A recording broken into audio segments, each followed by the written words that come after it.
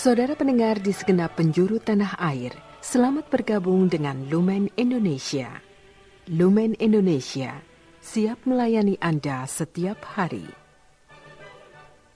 Saudara terkasih, marilah kita bersatu dalam Tuhan kita Yesus Kristus yang tidak berubah dahulu, sekarang, dan selama-lamanya. Allah Sang Maha Rahim mengasihi dan menerima sebagaimana adanya kita. Allah Bapa kita di surga senantiasa bersedia menolong, menghibur dalam menghadapi segala permasalahan hidup sehari-hari.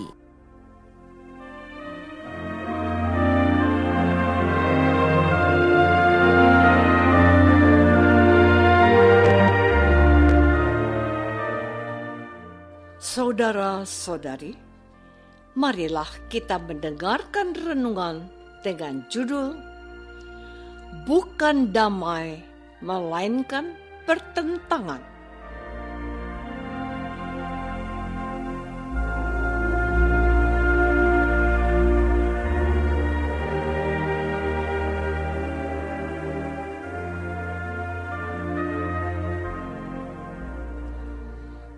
Yang berdasarkan pada Injil Lukas bab 12 ayat 51.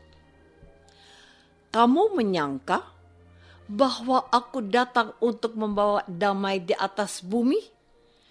Bukan kataku kepadamu, bukan damai, melainkan pertentangan.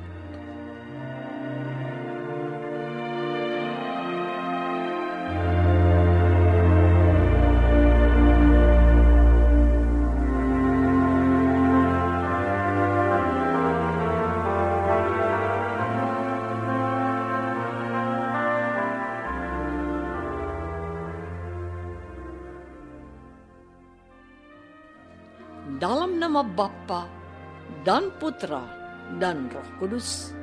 Amin. Saudara-saudari terkasih dalam nama Tuhan Yesus Kristus.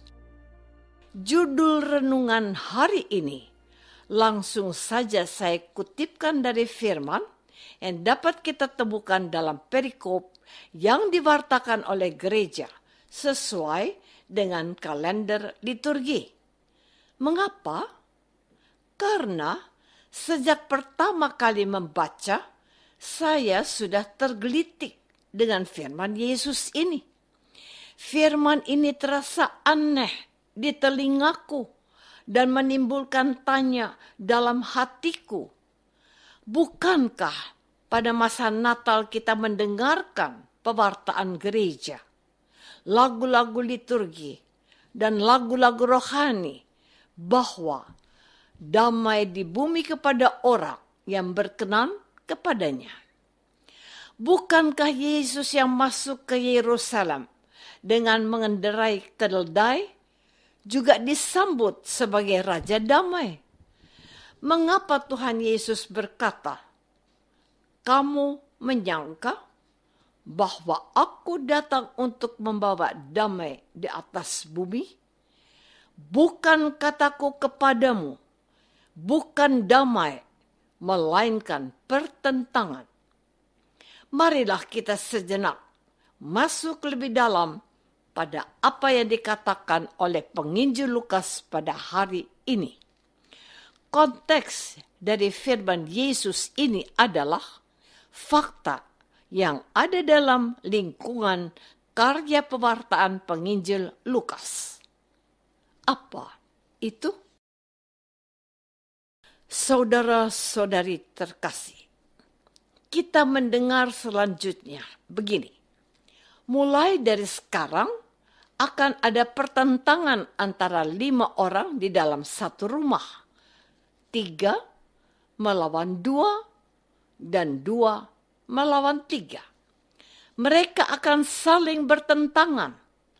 Ayah melawan anaknya laki-laki, dan anak laki-laki melawan ayahnya. Ibu melawan anaknya perempuan, dan anak perempuan melawan ibunya. Ibu mertua melawan menantunya perempuan, dan menantunya perempuan melawan ibu mertuanya. Apa maksud dari firman ini? Lukas adalah seorang yang terlahir di Antioquia, di lingkungan orang-orang kafir, dan kemudian mengenal Yesus melalui pewartaan Santo Paulus. Ia menulis Injilnya untuk orang-orang yang disebut orang-orang kafir seperti dirinya. Orang-orang Kristen menyebar dan pergi ke Antioquia karena penganiayaan yang dilakukan oleh orang-orang Yahudi di Yerusalem.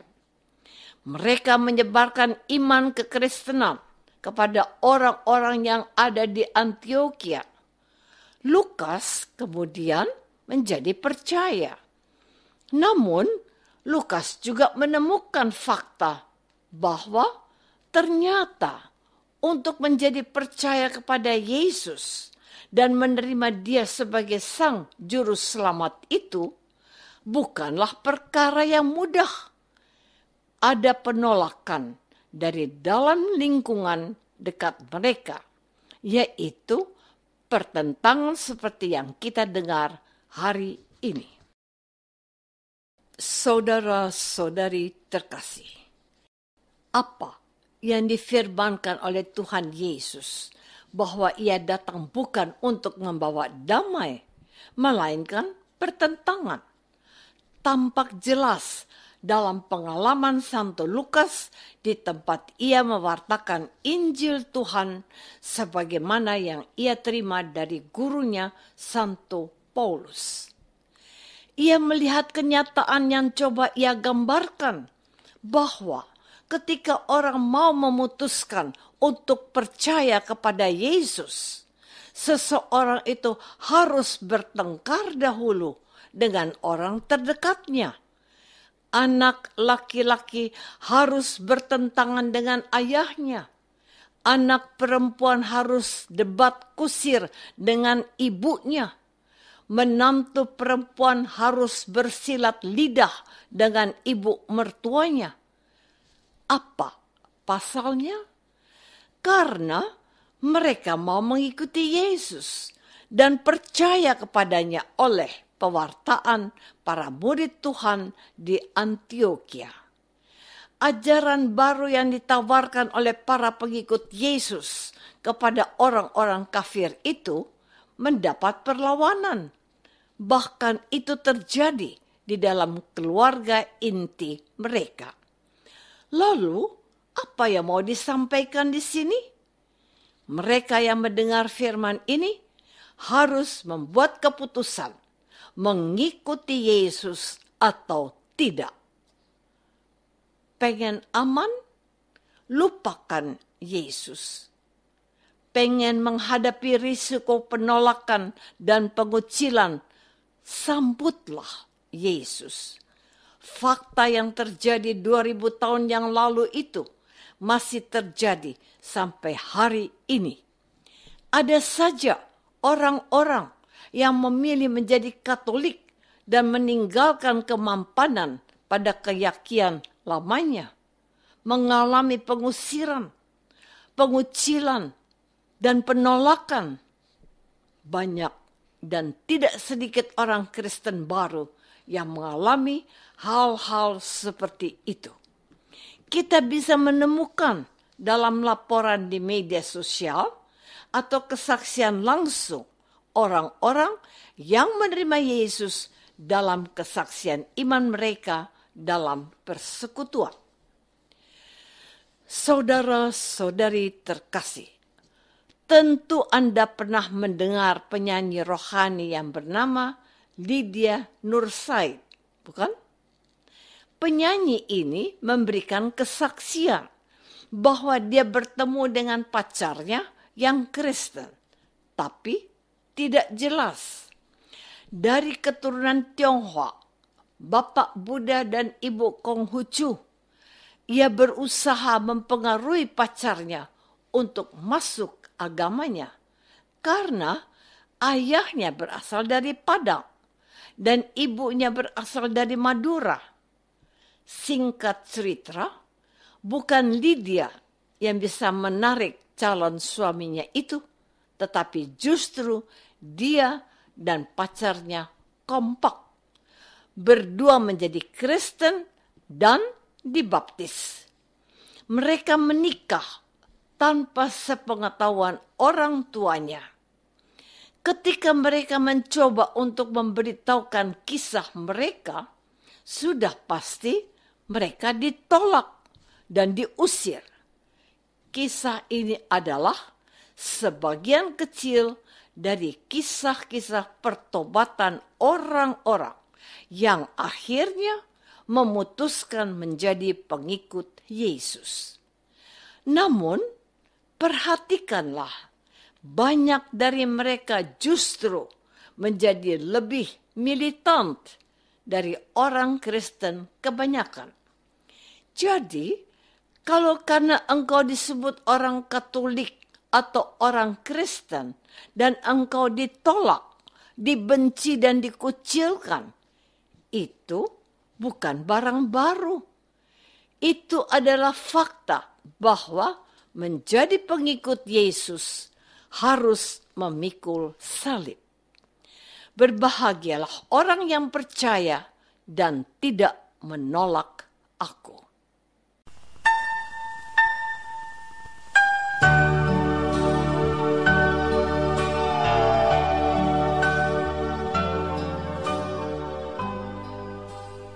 Saudara terkasih, marilah kita masuk dalam saat hening sejenak untuk meresapkan renungan yang baru saja kita dengar bersama dalam kehidupan iman kita masing-masing.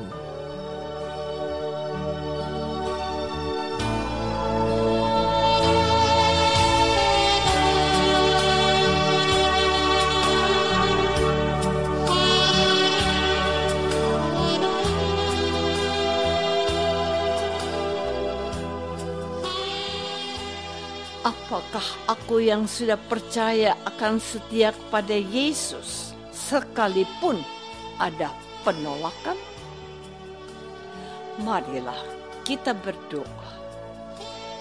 Bapa yang Maha Baik, mampukanlah kami untuk tabah dan siap menerima perlakuan yang tidak sesuai dengan yang kami harapkan karena menjadi pengikut-Mu.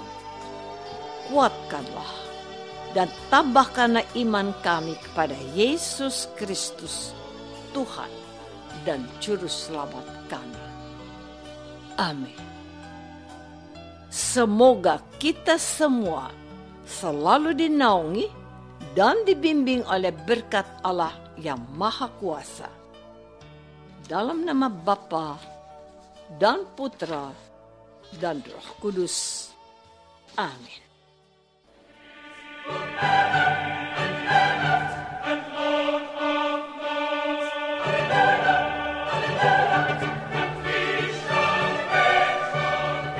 Dengan penuh kasih dan sukacita, Lumen Indonesia mengundang saudara-saudara seiman di segenap penjuru tanah air. Sekiranya ada tanggapan ataupun saran, kirimkan surat Anda ke Lumen Indonesia. Terima kasih atas perhatian Anda. Sampai berjumpa lagi dengan Lumen Indonesia pada waktu dan gelombang yang sama esok hari.